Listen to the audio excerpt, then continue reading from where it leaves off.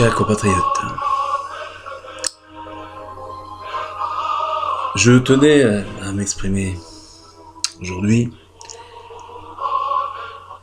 afin de vous saluer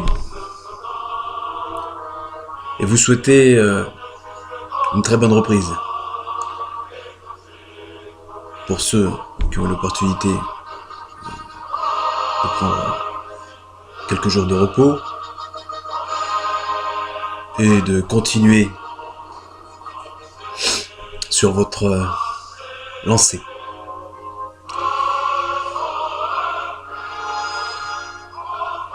Je vous souhaite en effet de continuer cette lutte, ce combat de tous les jours, qu'est l'existence, au sein de notre système social, de notre bien-aimée République, et de manière générale. Car évidemment, nous ne nous le cachons point. Le meilleur, mais le plus dur reste à venir, aussi. Alors, je ne m'étalerai pas sur l'ensemble des considérations que cela induit, en termes de comportement individuel, de ligne de conduite, pour synthétiser les choses. Je dirais qu'il va falloir faire preuve de pugnacité, de ténacité. Là encore, de volontarisme, de détermination. Les obstacles font partie de notre quotidien. Les contraintes, les limitations de nos libertés, de nos prérogatives. Ce que je souhaite pour vous, pour nous, c'est d'avoir la capacité de mobiliser son énergie pour les dépasser naturellement, pour œuvrer dans le sens commun et trouver les solutions qui permettent à l'ensemble de la population, sans exception, de vivre décemment, de s'épanouir dans son activité, de satisfaire les besoins de chacun, de satisfaire les besoins de ses proches, de satisfaire les besoins de ses congénères. Naturellement, les besoins sont multiples. C'est l'essence même, le sel de l'existence de la vie, par définition. Alors, naturellement, je fais allusion aux besoins élémentaires, aux besoins essentiels, nombreux, aux besoins légitimes. L'État, par la même la République, se doit, c'est sa mission, de protéger, de sécuriser, d'aider, d'accompagner, à évoluer, à grandir, à se développer, à vivre. L'État n'a de sens que s'il parvient à œuvrer dans un sens qui soit le plus propice à l'épanouissement des citoyens et en usant des moyens nécessaires, légitimes, avec minutie, avec précaution, afin que l'ensemble de ces moyens soient consacrés utilement, intelligemment et suffisamment à la satisfaction des besoins de chacun. Naturellement, la gabegie, l'excès, la concentration des ressources, des richesses, vont à l'encontre de cet objectif, de cette mission. Il conviendra donc à l'ensemble des possédants, des possesseurs, des dépositaires, des gestionnaires, d'agir avec finesse, subtilité, rigueur, intelligence, là encore, afin de consacrer les moyens qu'ils ont, dont ils disposent, que la réglementation, la loi, les autorise à disposer, à posséder. Je les enjoins donc à œuvrer avec parcimonie, avec habileté,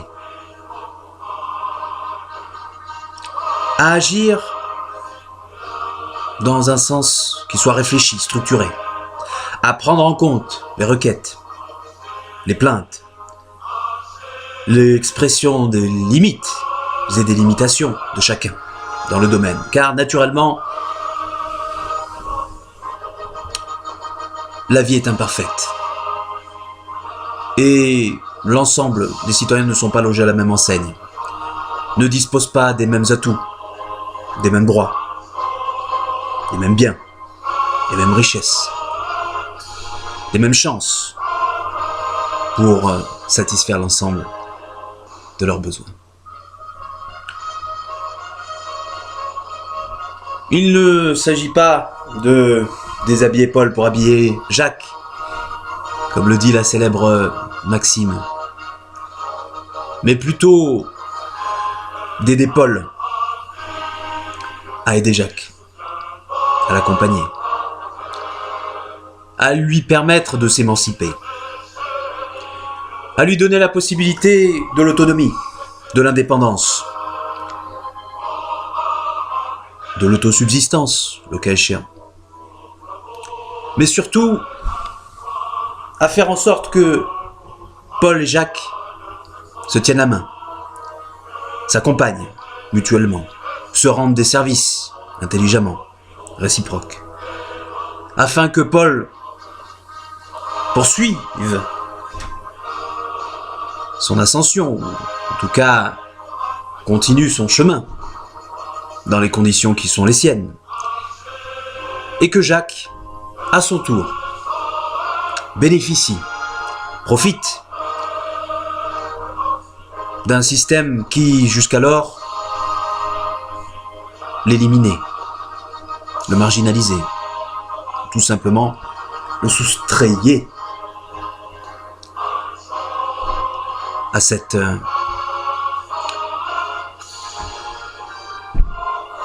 ensemble prolifique, à ce système partiel.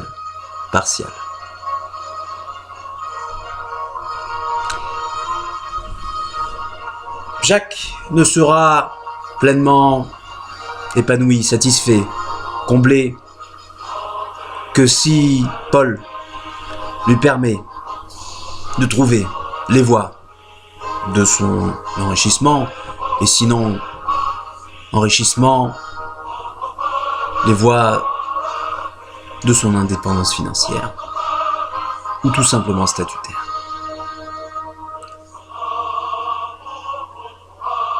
Alors, mes chers concitoyens, je ne veux pas alourdir la charge des préoccupations, des informations qui abondent. Et m'arrêterai là pour cette intervention en vous souhaitant à nouveau une très bonne reprise, une très bonne poursuite, un très bon parcours de vie, en vous souhaitant le meilleur pour vous, vos proches.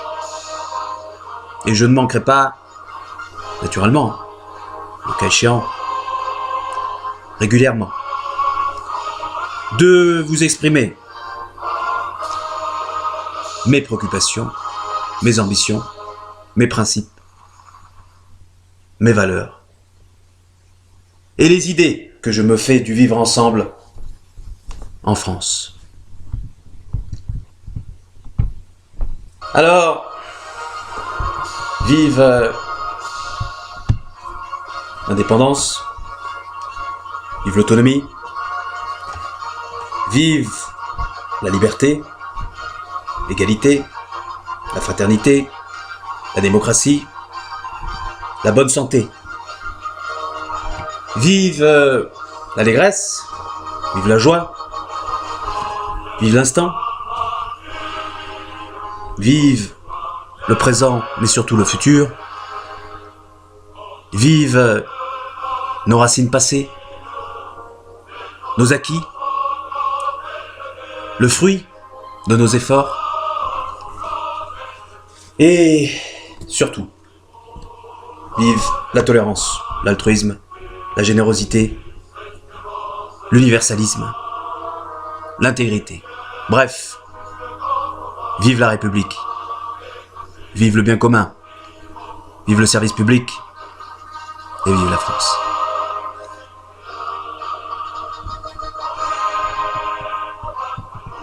Bon courage, bonne chance, bonne suite.